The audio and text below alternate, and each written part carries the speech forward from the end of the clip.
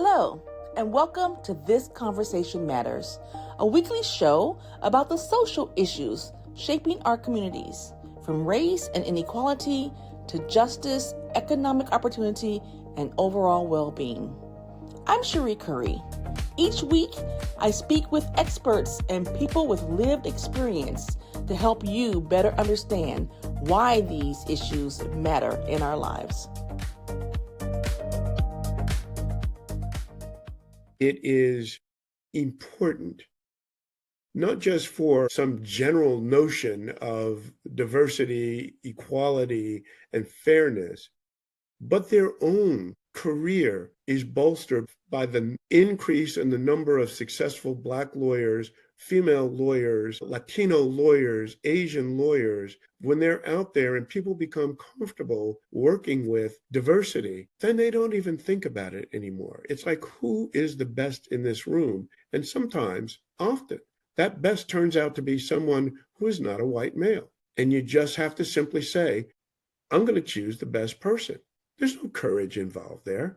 It's a business decision. And in some respects, it's not even making a decision based on ethnicity. You're choosing people who are very good at what they do. What you're doing that is not done up until this point is you're not overlooking that person because of who they are. You're not overlooking that very bright woman because she happens to be a woman. You're not overlooking that African-American, male or female or Asian, because they have a real tough time in a legal profession, that Asian who happens to be the best lawyer of the bunch. You're just leveling the playing field. That's Michael Tucker. He's one of a growing number of Black attorneys who have risen to the high-powered role of general counsel or chief legal officer.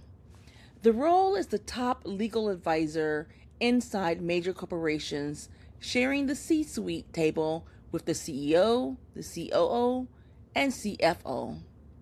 The Black General Counsel 2025 initiative has been advancing efforts since its 2017 founding to increase the number of Black general counsels across the Fortune 1000, and the number has risen from about 1% to about 5%. Tucker assumed his first general counsel role long before then. He is one of many mentoring and sponsoring other attorneys, regardless of race. He says close to half of the ones he mentors are white, and that people should mentor others based on one's ability to be coached and developed. He says there is a satisfaction you get from mentoring people into success. And there is nothing racial about that. In this conversation, Michael takes us on his journey from his first mentor that led him into a legal career to his advice for lifting up others. Each one, teach one. I don't know your background story, but we always have that line. You have to see it to know that you can do it. We sometimes have to know other people in those roles, even know that they exist and what inspires us. So pivoting straight from there, what inspired you? How'd you get on the road to law? Sure. So I was born and raised in Albany, New York. Okay. My father was a police officer. Believe it or not, up to the age of 13, I wanted to be a Roman Catholic priest. Okay. I was an altar boy and very much involved in the church. When I was about 13, 14 years old, my father started to take a look at getting involved in politics. And there were tons of lawyers hanging around the house. There was one lawyer in particular, he kind of stood out from the rest of them. He dressed a little bit better. He didn't talk very much, but when he said something, everybody in the room listened and usually followed what this guy said. Turns out he was a corporate lawyer, and the other lawyers were general practitioners, criminal defense lawyers, of that ilk. So I just sort of got attracted to him, and he took me under his wing. I liked him. I liked what he did. I liked his lifestyle. I liked, everything about him. And he was very much vested in me. He's the reason I ended up at Cornell University. I was not thinking about Cornell. He was a trustee at Cornell, introduced me to the place, and then helped me to get into the school. And ever since I started being mentored by him, I wanted to be like him. Okay. And the race of him? He was white. Okay. When you said trustee, then I thought probably was it, but you never know. So Yeah. And I know that when I have done other stories, when I look at like C-suite level people, and we look at people who are like our age, 50s, 60s, they often say, right, it was a white person who mentored them, sponsored them. But now, as our generation, we're trying to sponsor other Black people, ourselves. Absolutely. But I love that story. And so maybe early on from him, you then knew about general counsels, because some attorneys, they're not thinking about that in law school. Yeah. I did know about general counsels. It wasn't through him.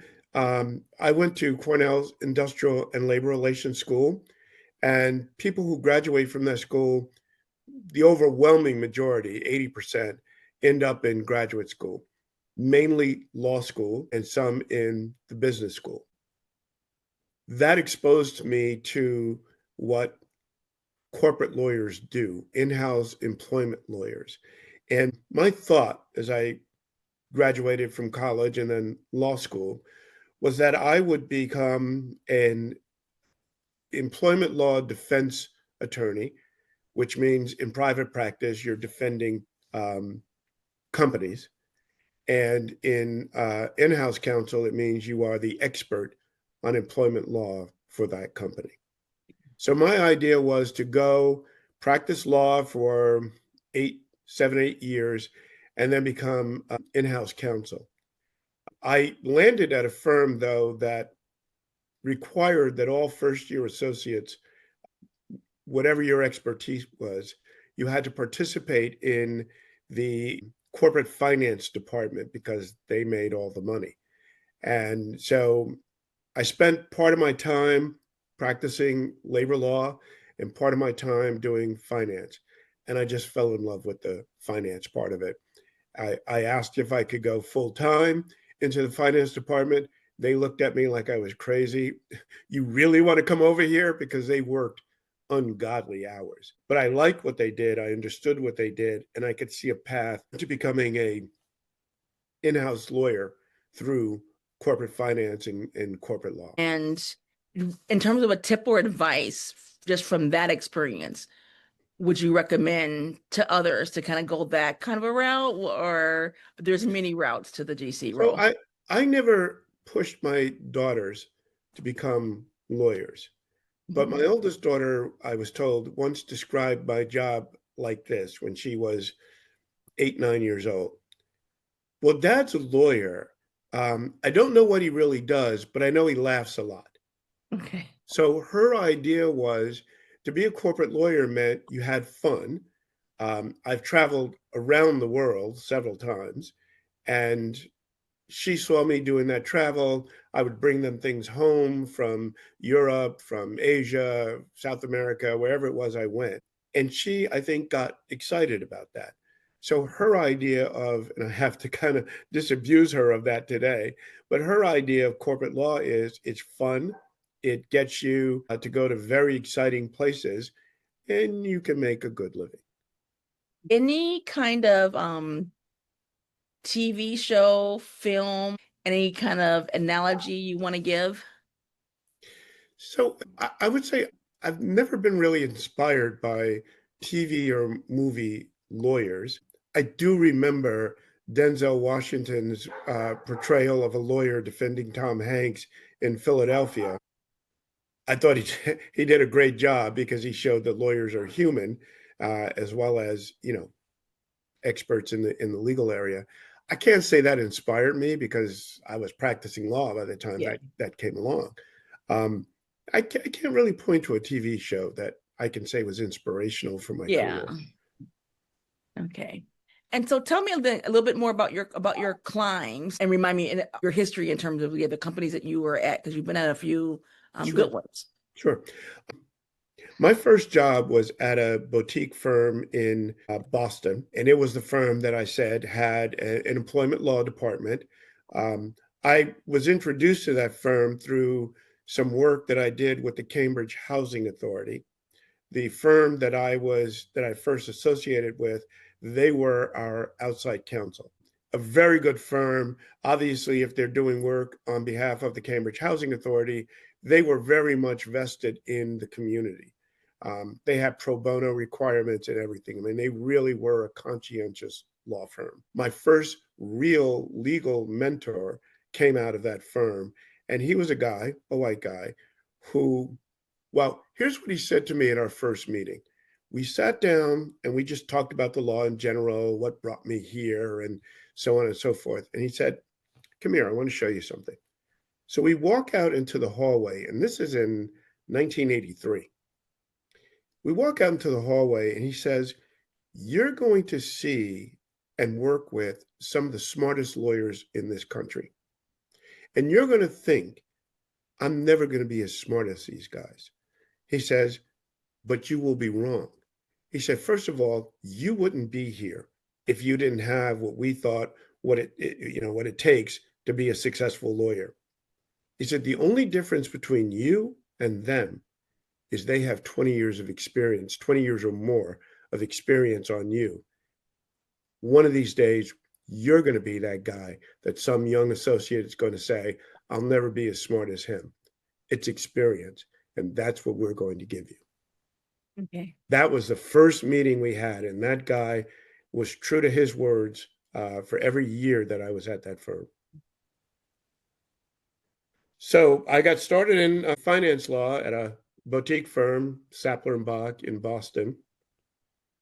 I then went from there to a much larger law firm in Boston. At that time, it was called Bingham, Dana and Gould. Today, I think it's just called Bingham Dana. I went from there to a big Philadelphia firm, Ballard Spahr, Andrews and Ingersoll. It's now Yeah, I just know called, Ballard Spar. yes, I was going to say today it's Yeah. just called Ballard Spahr. If you know Ballard Spahr, you probably know Sheree Lilly. Sheree Lilly was a partner at Ballard Spahr. She is a Black woman. She was the city solicitor for Philadelphia. I think she now sits on the board of Comcast. I mean, she really has been a super successful lawyer. And I would say any lawyer that worked in Philadelphia that's around my age or 10 to 15 years younger, at one point in time, we were all on the phone with Cherise crying and Okay. saying, "I can't do this anymore. It's unfair what they're asking me to do." And she would always cheer us up and, get us back on the road and say, "Get back out there and fight. It's not just about you. It's about the path that you're creating." And so I went from there in-house to the GE. And at GE, there are two ways to measure your time. There's chronologically, and I was there for 13 years. And then there's how many businesses were you associated with? And I was associated with 6.5 businesses during my 13-year period at GE. I went from GE to Tyco, based in Princeton. I was at Tyco for about 2 years. And then the company just disintegrated into 5 different parts. Um, I was a regional general counsel. So I had 5 different companies of Fortune 500 size, each had their own general counsel. And I was the hub for those 5 general counsels to the ultimate general counsel. Um, Is this the same Tyco from the Beanie Babies Tyco? Or no, different? this is Okay, this okay. is this is people always get that mixed up. This is Tyco International of the disgraced Tyco, who was led by, I can't believe his name is escaping me right now, but he did 8 years in prison Okay. for his corruption. Tyco and WorldCom and all those failed companies, they all Okay. fell around the same time. Okay. And then how do you spell this Tyco? Is it spelled the same way? Just same way. It's just called Tyco International. Okay. That happened in the 1987 recession. So for 2.5 years, I was not in corporate America. I found out something very interesting, though.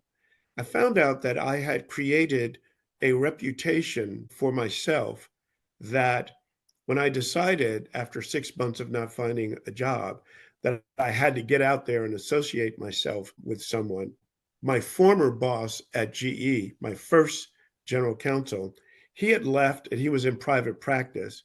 So he took me in for that 2 years, 2.5 years, doing work for him, finance work. We did a lot of work for the Treasury of Connecticut, where another college mate of mine was the general counsel for the Treasury.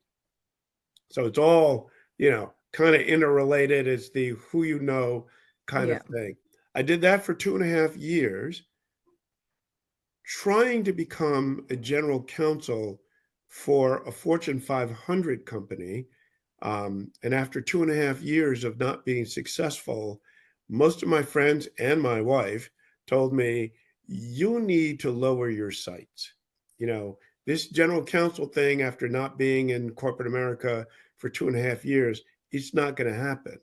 But if you look at a lower level job, you can work your way back up into becoming general counsel material.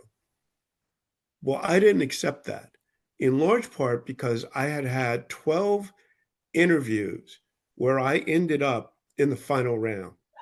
Mm-hmm. And so I knew I had what it took to be a general counsel in a Fortune 500 company.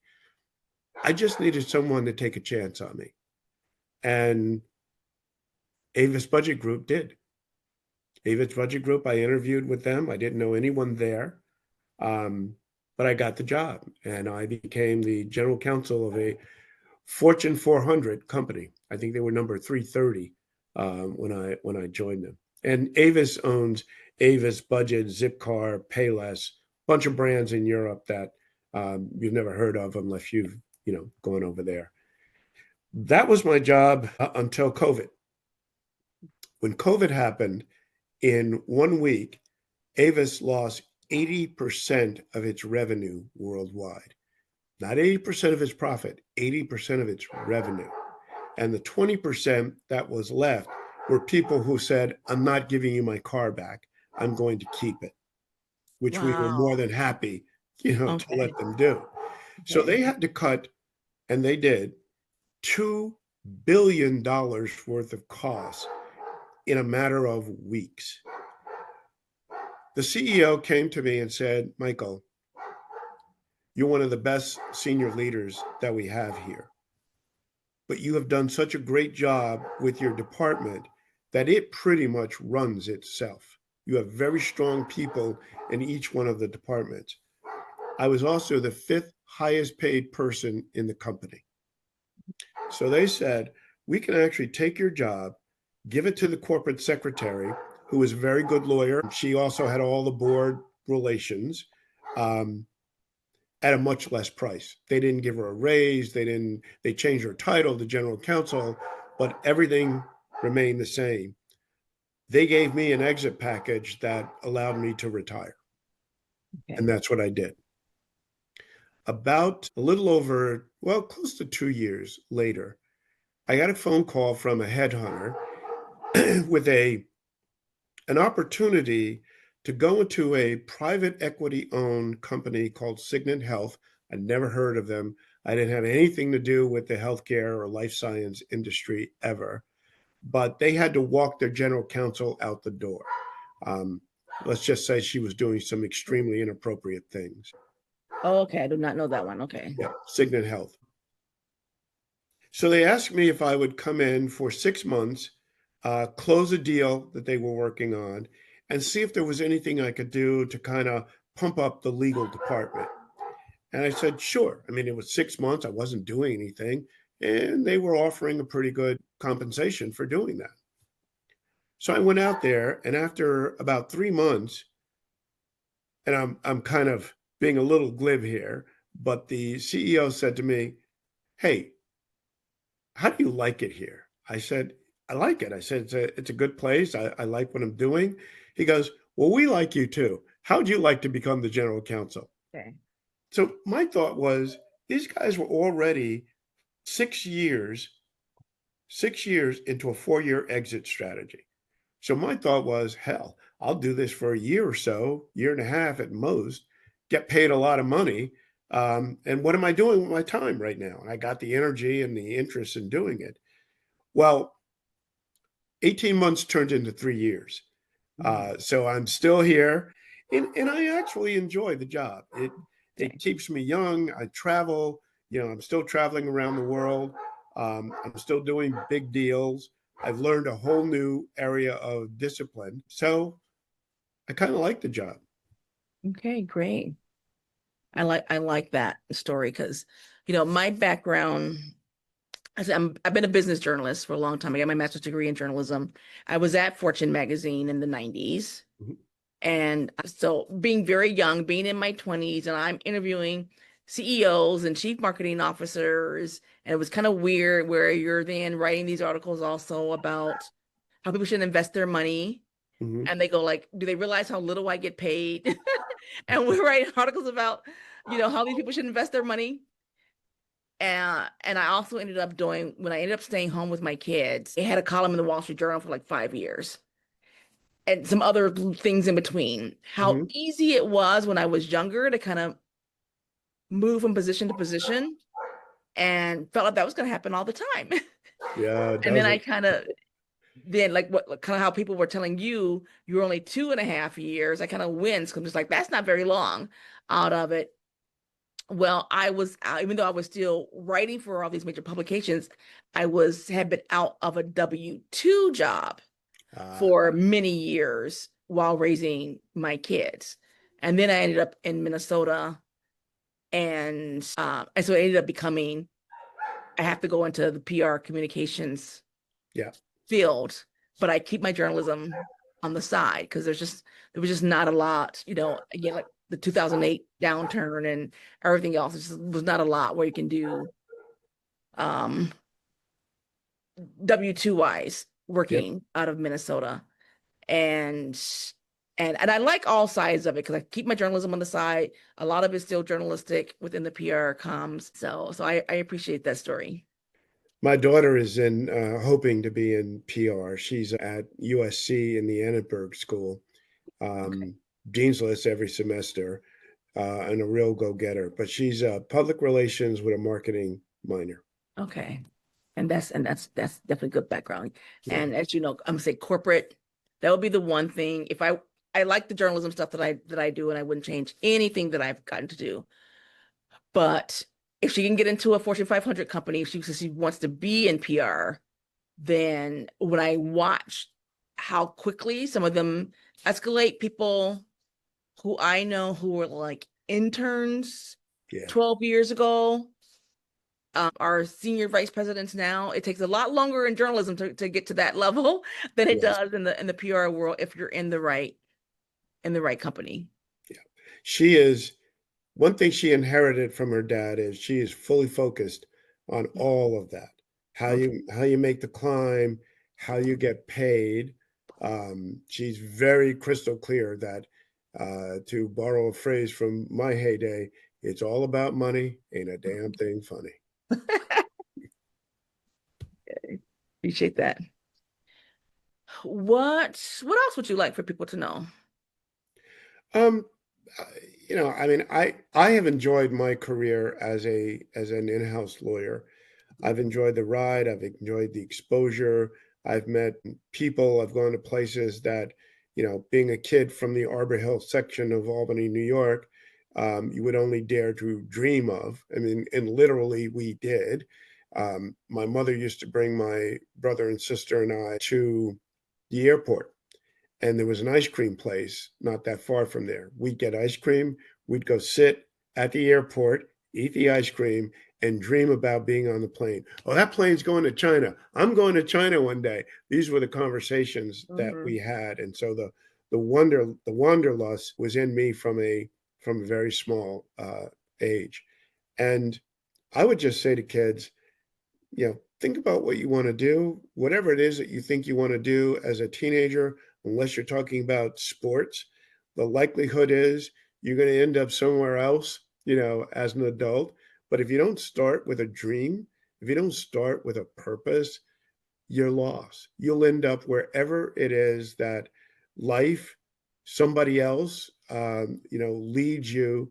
And one day you wake up and you don't know where you are. You don't know where you are. You don't know what you're about. You don't know where you're going.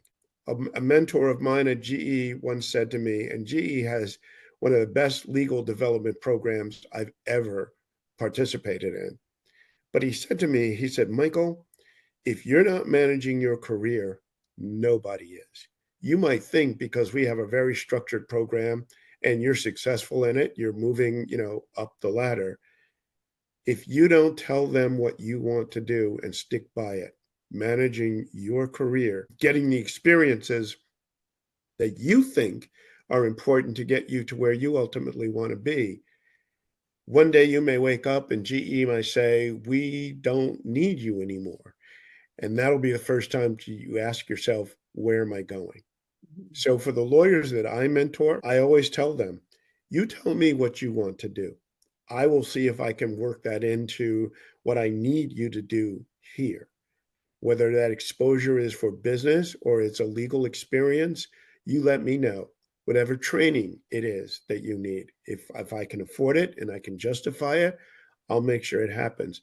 But make no mistake, you need to be driving your career. And I have several attorneys that I have mentored that are now general counsels of Fortune 500 companies and sit on the boards of very big companies. In large part because I am very conscientious about developing the people that work for me. That's important. I like that line. And I'll say too, like I had some of that again early in my career. That's why I was able to kind of move to where I am. It's interesting. I'm just kind of talking as me for Yeah. a minute. So like for me, I'm at a private university here in town. I was previously in the travel industry at a company. So again, travel Mhm. industry during COVID. I did not lose my job, but I did leave my job. And coincidentally, my boss, I went to go tell her that I had found another job. And she said, and I was so nervous to tell her. I was telling her I was so nervous to have to tell her. And she said she had just told her boss she was leaving too. And she's like, and sure, I was going to be putting it in, for you to get a promotion because I'm leaving. Okay, well, it's too late. I'm gone too. But she is someone who still mentors me. So even in that, and like I said, and in the journalism world, but I still also try to get my experiences elsewhere. I want to use some of the experiences that I'm bringing to the table. And so I always appreciate it when I hear, how people support Yeah. others and as Yeah. they rise. I will tell you, first of all, I have had the good fortune of working for two African American general counsels. The Okay. first general counsel that I worked for at GE was African American. He Okay. was the guy that I ended up working with when I was out of work. The second guy was a triple Harvard guy. He is a legend in the corporate America in-house counsel. He is still one of my very, very close friends. He's retired now. He's in his 80s, but he is still a guy out there, helping African American lawyers. Now he has moved from just mentoring people in the legal profession and helping them to do their own financial planning. He has been exceptionally successful financially. And at a lot of the NBA conferences, the National Bar Association, he runs a clinic on personal investing. So he is still out there helping people. And that kind of dovetails into another, I think, kind of important topic for African American general counsels. And I want to choose my words carefully here because, if they're reprinted or quoted anywhere, I want to make sure that they, you know, right. I have been very conscientious at making sure that the big business that I have and I'm able to give to outside attorneys, that there's a good share of that that goes to African American lawyers. If you Google me, you'll find articles about an award that I won. I think it was back in 2017, the most innovative legal department in North America from the American Corporate Counsel Association. I also won the same recognition from the Financial Times, beating out little companies like Microsoft, Deutsche Bank. It was a big construction technology company there. I reduced the number of outside counsels we used from 672 to 7. Okay. Had never been done on that scale before. 672 to 7. To and 7. Still get the job done. Yes. Mm-hmm. When we got down to 17 law firms, we went through interviews literally around the world to pick the best law firms. When we got down to a list of 17, I literally could have thrown a dart at 7 and had the best legal panel anybody has ever had. But I didn't do that. And I was very public to my company, to my CEO, when I said, this is where our commitment to diversity meets the road. And I said, I'm putting my thumb on the scale to make sure that a significant portion of this work goes to African American and female counsels. So I had 3 African American males who became relationship managers and 1 African American female out of the 7. And that was done not by random. It was done by choice. It was not done behind the barn. It was done out in the open because we had made a commitment to doing this. I was in a position to make those determinations. And I felt very comfortable with each one of those lawyers that I chose. They were people I'd known for a long time. They were with firms that, got shaken out in the process. I didn't do anything until we got down to that last final situation. And they all made the cut. So they were just as good as anyone else. Yeah. But I've seen too many people that look like me that think that if they choose an African American lawyer and that African American lawyer fails, that somehow or other it will reflect on them. And my thing was, so many other lawyers of all stripes, they come in and they fail, and nobody says, don't ever hire that type of lawyer again, referring to their ethnicity. So, and I actually did have an African American lawyer fail tremendously. And this was a guy who was very close to me, but I had a job to do. So I had to terminate that very lucrative relationship with him, but I replaced him with another African American lawyer just to show them that, yeah, that guy may have made a mistake, but this guy won't.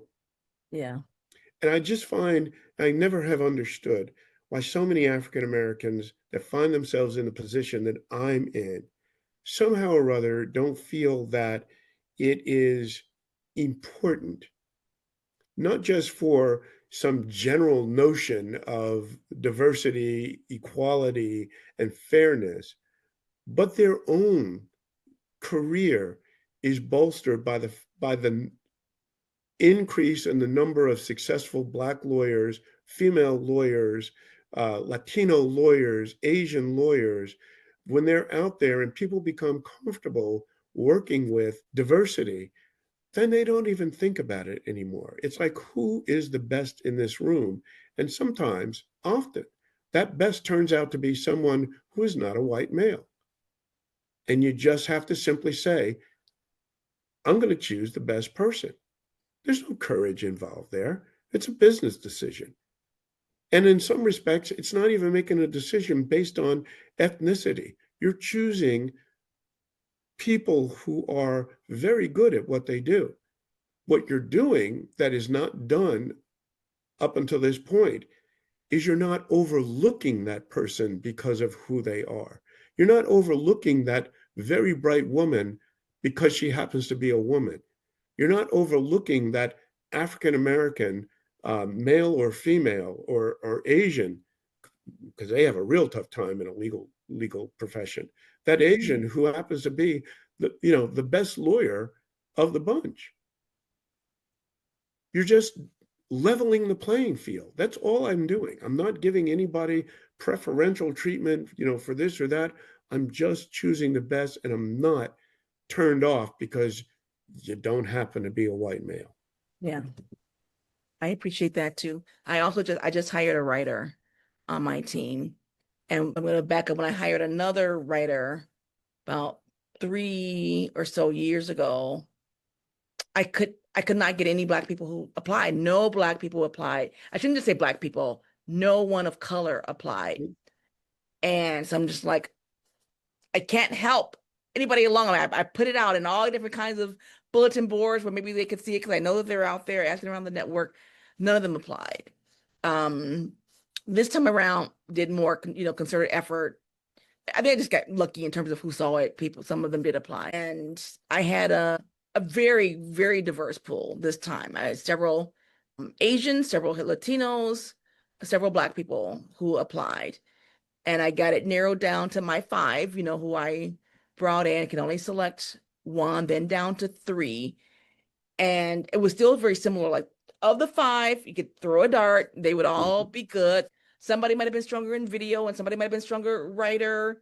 Just what direction do I kind of want to go? But they would all be good. And in the end, because I had a search panel as well, and I let them speak first after the 3.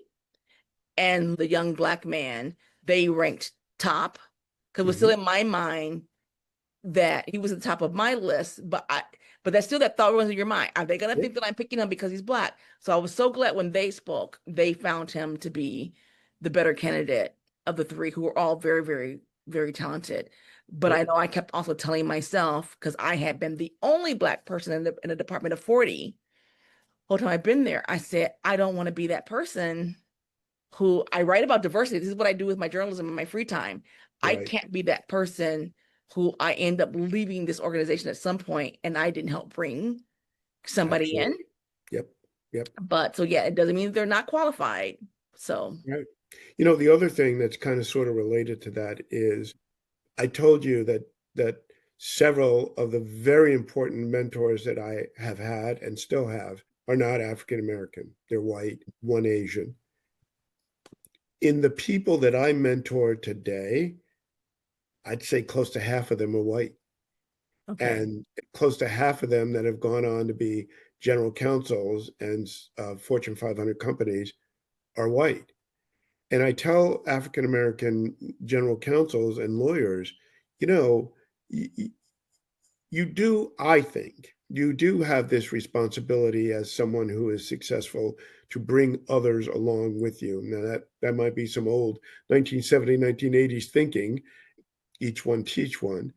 But I also find that you widen your experience and your expertise when you mentor people based on their ability to be coached and developed. And the satisfaction that you get from mentoring these people into success is not a racial thing. So, and I think I've been exposed to things that I might not have otherwise been exposed to, the thinking of white males and how they view the world. It's not wrong. It's just different. And it's understanding those differences, I think, that for me gives me the ability to maneuver through all different types of cultures. And I think a lot of African American successful people, they limit themselves by saying, I'm only going to mentor Black people. If white males took that as their way of choosing who they were going to be mentoring, I wouldn't be here today. No question about it. And so I don't see myself limiting myself in that sphere either.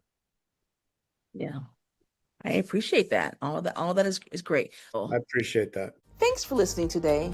I'm Sheree Curry, and this has been This Conversation Matters on Power 104.7, supporting the mission of the Minnesota chapter of the National Association of Black Journalists.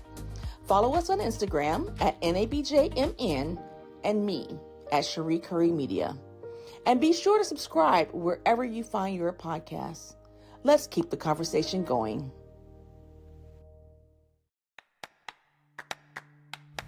Hi, I'm McCall, and every week we take you beyond the story. An NABJ Minnesota program brought to you by All About the Culture and Power 104.7 FM. Beyond the Story introduces you to business owners, community leaders, and media professionals. Join us Tuesday evening for Beyond the Story. Today on Beyond the Story, we're speaking with Deshaun Drew, president of NPR News. He speaks on the importance of uplifting important stories by Black journalists.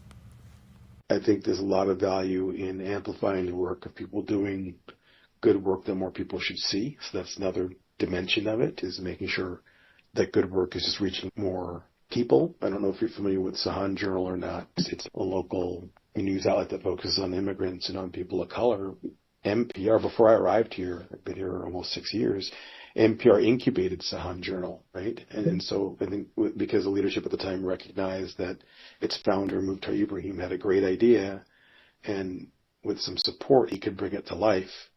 And it wasn't something we were going to go do, not do with the same kind of fidelity because we weren't built for it, but we could help him launch. And now they've become a tremendous key partner for us. So I think part of what other journalists can do, and it won't be every story or every journalist out there that they encounter, but just promoting other people doing good work.